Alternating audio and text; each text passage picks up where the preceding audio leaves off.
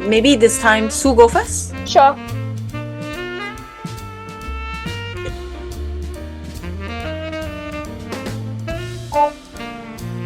What's something you used to be embarrassed about that you now wear as a badge of honor?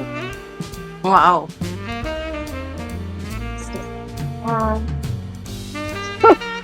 Is it very bad to say that I'm so thick-skinned I'm not embarrassed about anything? Yeah, I mean, you could say that. Yeah, I mean, I'm bad at a lot of things. I'm bad in Mandarin, I'm terrible in the kitchen, I'm horrendous at housework. I mean, now I'm a little bit better, but I'm not embarrassed at all. It just is who I am, and yeah, it's just part of my makeup. So no, I know. Yeah, Okay. I don't have that. Yeah. Okay.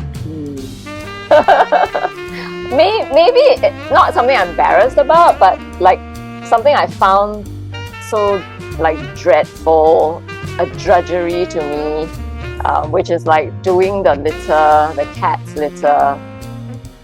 And now I wear it as a badge of honor. I wear my cat mother badge with a lot of honor and pride. Yeah. So the dreadful thing has become something I own. Yeah. Okay. Okay. All right. Yeah, I think this thing about embarrassment, it really depends, right, on how you see it. You may or may not. Yeah, embarrassment may not be the right word, perhaps. But Jimmy? Is there a piece of advice you ignored for years that you eventually discovered was right all along? Yes. And for the first time, I immediately have an answer. So, I wouldn't call it advice, but my father used to have this saying, there's a Chinese Mandarin saying, right? 船到桥头自然直. Like when when it gets to the crux, everything will just sort itself out, right? Just give it time, things will always sort itself out. And I remember he would say that back then during occasions when my mom would sometimes get flustered about things, right? Like, there's this and then there's that and then that's gonna happen, and this for example, like Chinese New Year is coming up, I haven't done this yet, oh my god, then we're gonna not have enough time to buy this and buy that. And he'll just say this and it will always get on her nerves. And she'll always say, that's what lazy people say. Then she'll say, that's what lazy people say, And like, she wouldn't say to him, she'll say to me. And she says, that's what lazy people say. To you. Yeah, and then say, you don't go and listen to that. Like don't pay any mind to it, right? So I was ambivalent, but I've just always thought, okay, well, maybe, it can be seen as lazy, right? And then, as I got older, in my 40s, that's when I really felt that this saying, not so much advice because he didn't give it to me, but this saying gave me a lot of comfort. And interestingly enough, I actually learned it in the actually it was earlier when I was in my 30s. I actually learned it via I think it was Eckhart Tolle or something, when I first got into those books, right? And it says, don't let all these like fear and all that hold you back, or like don't get overly flustered. Things will always, there's a certain order in the universe, so I like to call it trust the process. yes. Yeah. Yeah. Trust the process. Don't panic until you have to. Yeah, and most of the time you actually don't need to panic, right? Because it unfolds. Exactly. Yeah. Shamala. Something that took you far too long to walk away from, and why did you stay so long? I don't think I think how long it takes is quite relative, right? I mean, maybe to other people it took too long, to me may not be. But I don't think I don't know, it's a bit hard to say because, of course, on hindsight, I would say, oh, I shouldn't have stayed there for too long. Let's say the marriage or the job, on hindsight. But at the same time, there was value in staying that long because sometimes the timing is not right and that there were things that needed to be sorted out. I mean, this is across everything, right? Whether it's relationships or working with a client. Certain client is like, okay, too long already, or engaging with a certain service that I've been using, and then they keep subtly increasing the prices until you realize, oh my God, why am I paying so much? Yeah, those kind of things. You go like, okay, realization, I don't think I want to spend that much on this particular service because I don't use it that much. For example, could be a work app or something. Yeah. So yeah, that's my answer. That's quite interesting. But I do feel that sometimes, there are things like that, right? And the lesson therein is really just then not to do it again. Yeah. To wait too long, right? So it's kind of like what you said, the hindsight, but then it's not all lost. Yeah. Like that's the lesson learned. Like, oh, next time I'll know to pick out the signs earlier. Yeah. You see the red flag much earlier and you leave much earlier. Oh yes. The next time around. Yeah. And I feel that when you leave is when you are truly ready to leave. And sometimes you just cannot rush things. Yeah. That is true. That is true. This is Susanah's. Okay, what's a lesson about yourself that came from completely the wrong place at the wrong time? Wow. Wrong place. I'm trying to put myself in the wrong place. Again, I feel that, even the mistakes we make, they teach us so much. And I think we need to go through certain things inevitably so that we can become who we will be eventually. Yeah. So I don't believe in wrong places even wrong time. I mean, I'm not the sort who will purposely put myself in danger like go and walk in some, dangerous part of the world and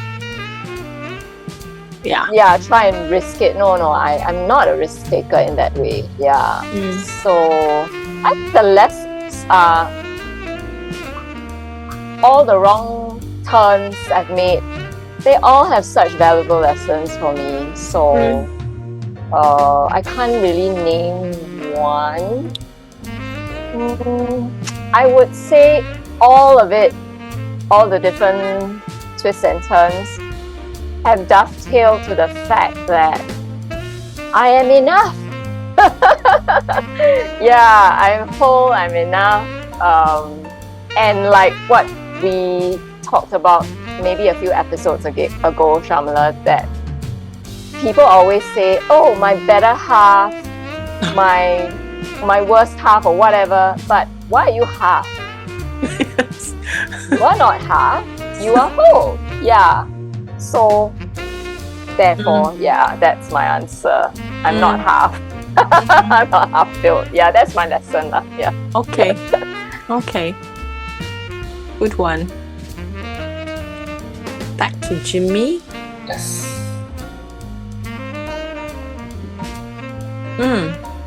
Is there a health wake-up call that changed everything for you? This was at least maybe 15 years ago. More than 10 years ago. And I remember I had this like odd ache in my stomach, right? Like a you did too many sit-ups kind of ache, not like a stomach ache kind of ache. And I remember I kept thinking like, wait, is it my posture? Is it this? Is that? And then anyway, I went to have a check, and the doctor's like, oh, you need to do an ultrasound scan. And then did the scan, and then after that, I remember he said, "Oh, I see some dark spots." And you know, I've watched enough Channel 8 to know dark spots is not good. So then I remember in that moment, you know, it's just like, and then I said like dark spots. Then he says, yeah, well, it could be, you know, cancer, or it could be something else. And then he said, I just want to be very open, right? It could be that. So bad bedside manners. Actually, Wow. I appreciated that. He didn't. Okay, maybe Wow. I made it sound very harsh, but he said it in a very Matter of fact. as calm as a matter of fact way. Okay. Because he could tell I had this like oh my, like wow, dark spots. Then he says, yeah. Then he says, okay, let's just get it out of the way. Yes, it could be cancer, but it could be a lot of other things too. So don't immediately start thinking it's only that. You see. And then he says, oh, go for a scan. You need to do another scan. I can't remember what scan already. A CT scan or something, or maybe a scope, something like that lah. So you need to go for another scan. But the thing is, once you do that scan, right, then you have to wait for the results, correct? So meaning there is time, the waiting time to do the scan. Then once you do the scan, there's the waiting time to get the results. All in, incredible in Singapore. All in, it was what, maybe 3 days, but those were 3 long days. Yeah, imagine. 3 long days. It turned out, I remember, okay, so anyway, I did the second scan, and then I was waiting for a call. So then the clinic, the nurse, right, the clinic assistant called me and said, hey, your results are here. So then I said, oh, okay, do I need to come down now? And she said, no, you know, just at your own time, you know, when you're free. And then I said, okay, sure, but can you give me the earliest spot, right?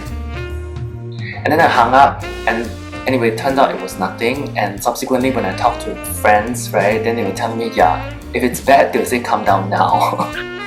Yeah. If they tell you that, oh, at your own time, that means it's okay. Yeah. But anyway, that was a wake-up call in that, you know, you just have this sense of like invincibility, or you kind of think illnesses are tagged to a certain age. That was my first kind of wake-up call, because when it happens to people around you, yes, you do get a bit of that, like oh wow. But very quickly, especially when you're younger, it just go over your head. So anyway, the wake-up call is, you know, just things could happen at any time. Yeah. Not to always live in fear, but also not to just take life for granted that, oh, you know, you will reach the normal mortality rate. Yeah.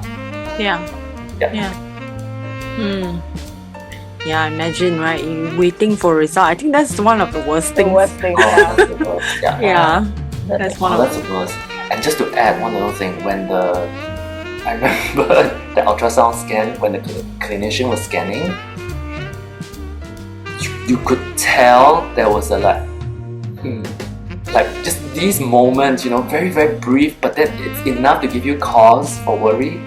And then later, like I said, when the doctor said, oh, there's dark spots, and all that, then I was like, oh my god, like, yeah, okay, all lined up. Yeah, it's hard to expect them to be expressionless, right? Like it's almost like, okay, I wish they would not have an expression. A Mickey Mouse mask, so you would. Or like there's a curtain, you know, and then you can see here, then. But I do find that when they do that, it's also because they are trying to concentrate. Yeah. They're just trying to be very careful and detailed, because this is really serious work, right? Yeah. Exactly. So, Yeah.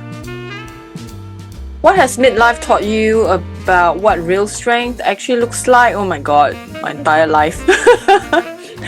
I mean, real strength is really the ability to, I think, emotional resilience. To me, that's strength. It's not about tolerating, it's more like after you get hit many times, you still like, okay, I have strength within me.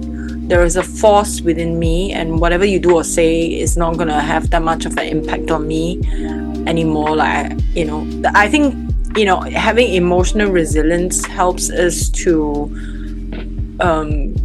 really, whatever you go through in life, right, you are able to combat it in a sense.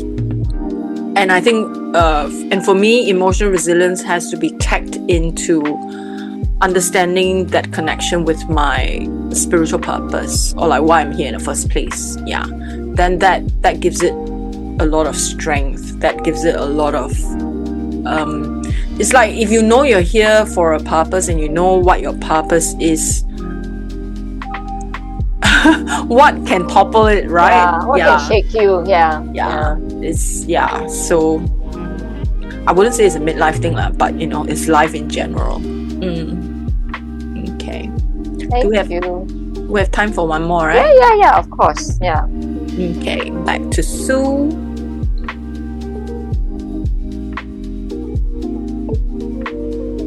Is there a version of yourself you've had to grieve to become who you are now? I think I answered that question. In a different way, right? Yeah. You want to answer a different one? Yeah. Okay. Let's choose a different one.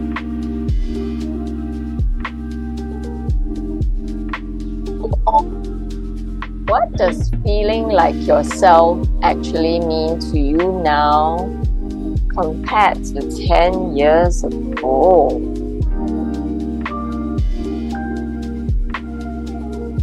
I guess that would be what peace is to me now as compared to 10 years ago, because feeling like myself is feeling like everything is in the right place for me, and that's inner peace. Yeah, and it has nothing to do with what's happening to me or to the world externally. Yeah, so in the past, I guess I used to define peace as, okay lah, I finished all my work, I've met all my deadlines, I can hole up at home and read, and just read non-stop, work. It was very work-centric. Yeah, once I've cleared that box, then okay, I have peace now. But now, to me, peace is knowing I'm living my life right. Yeah, even when the whole world disagrees with me, even when my inner circle disagrees with me, even when it's an uphill task, when I know that is the truth and I'm living it, that gives me peace. Yeah. So I guess feeling like myself now is like that, as opposed to last time it's like, oh, I finished everything, I can read, and I would just like literally like read, do nothing else but read. Yeah.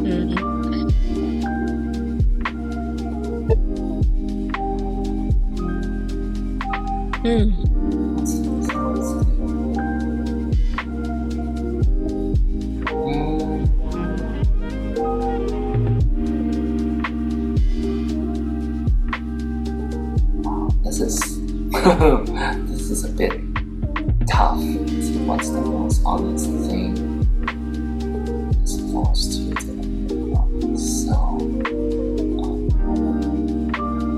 yeah, I'm stuck. I don't have an answer for this. I don't have an answer. You wanna try a different version of this, or you wanna try a different question? Maybe most honest thing. Yeah, maybe a different version. Let's see. A different version would be maybe one thing that you now are fully admitting to yourself, or one thing that you see much more clearly now in midlife versus. Okay, yeah, I would say aligning your actions with who you are, I feel that is a lesson that has been in the works. But I think with midlife, it really puts it into focus. And again, it's one of those things where you're then a lot more aware of time, right? Specifically, how much time have you had, and then how much time you will have or would have. And I think that further solidifies that importance of the ease of life when what you do aligns with who you are. Yeah. And when it doesn't, it creates, I think that at the very core is what I feel is the root of a lot of problems. Okay. Thank you. Feel done. I was like, that was tough. What's the hardest lesson you've learned about the way you love people? I think when I was young, I looked to people as emotional feedback, and I will not show them how I feel unless I'm sure about how they feel. It's like you're trying to suss things out, right, before you truly express yourself. That's sort of a thing. But now I don't wait for that lah. I'm just how I feel is how I feel, and I'm not gonna wait for a feedback from people in order for me to love them or express myself or if people are not aligned with how I see life, then maybe I can love them from a distance. I don't need to see them. I don't need to interact with them, and be okay with that. Yeah, and that would also mean like leaving social circles, leaving people, and I guess that's part of life, isn't it? Yeah. So I wouldn't call it the hardest lesson. I mean, they're hard lessons, but all lessons are hard, right? But I got easy lessons. Yeah. Okay. Thank you. Thank you.